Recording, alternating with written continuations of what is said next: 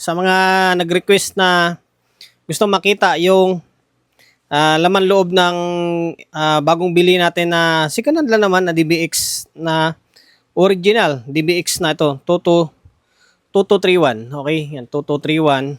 Pasensya na, dito ako sa bahay ngayon. Titingnan natin yung pinakalaman loob niya.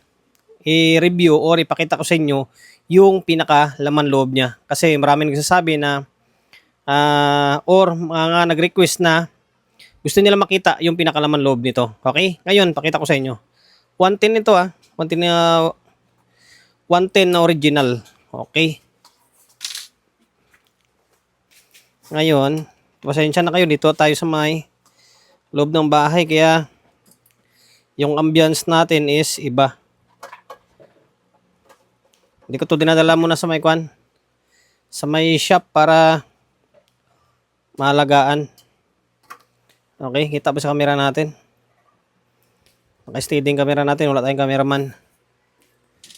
Okay. 2231. Bali, magunti-unti tayo na magpalit ng mga gear.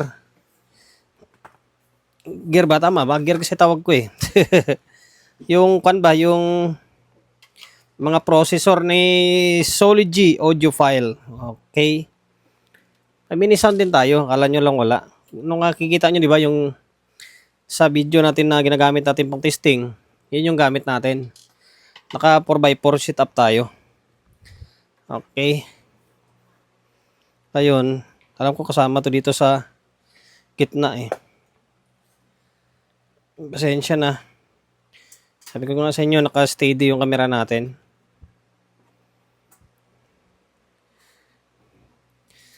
Yeah, okay.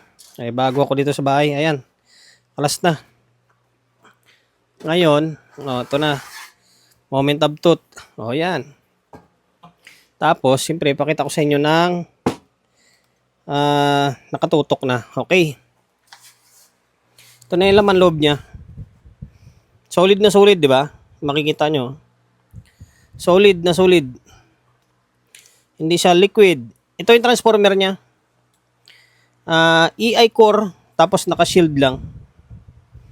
Yan, EI core, tapos may shield. Nakadalawang piraso na transformer kasi nga 2231 ito. Ayan. Tapos ito yung input, output. Dalawa kasi nga naka 2 channel. Tapos ito naman yung yung mga preamp niya. Okay. Ito yung slide niya. Bali 31 band kasi nga naka 31 siya, 2231. Okay. Yan. Sa mga nagtatanong, Boss G, ano ba? Kanyan, SMD. Ito. Solid na solid yan. Tapos, naka 110 ito. Okay.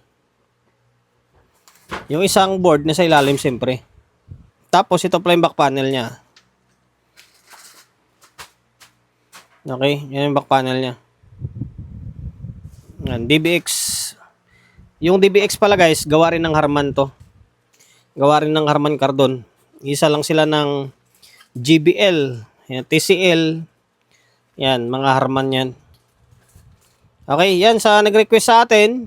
Ito na, sana ipakita ko na sa inyo yung pinakalaman loob ng DBX na 2231. Sana madagdagan pa ito. Pero target ko by next month siguro, crossover naman. Sa mga nag-aantay ng sound check natin, antay-antay lang kayo. Sa amplifier natin, kailangan pa natin i-recondition yun mga yun. Okay, hanggang dito na lang. DBX na 2231.